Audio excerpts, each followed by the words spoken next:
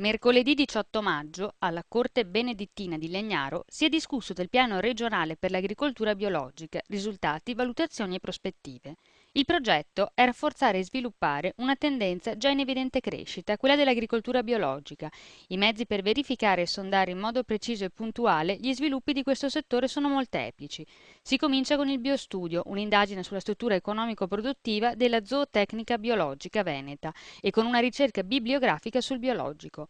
Gli obiettivi di questo processo informativo sono conoscere dettagliatamente il comparto zootecnico biologico veneto, cercare di capire quali possono essere le caratteristiche e le dinamiche andando a localizzare i punti di forza e di debolezza. Questi passaggi sono imprescindibili per valutare le prospettive esatte di crescita. Sicuramente non gioca a suo favore la scarsità di superficie agraria o la scarsa innovazione della fienagione come qualità dei ricoveri.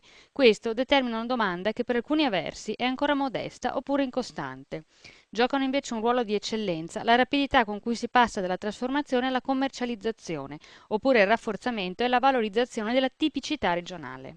Essere informati sulle produzioni biologiche è uno dei passaggi fondamentali per sviluppare questo settore.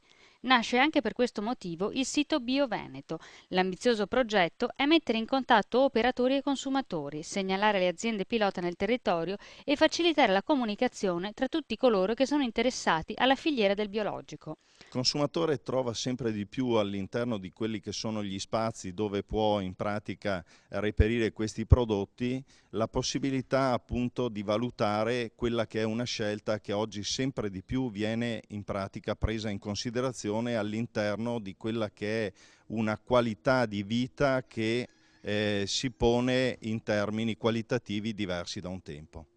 Condividere informazioni e mezzi potrà essere di stimolo per le nuove proposte operative che strada facendo si caratterizzeranno nel sistema biologico regionale.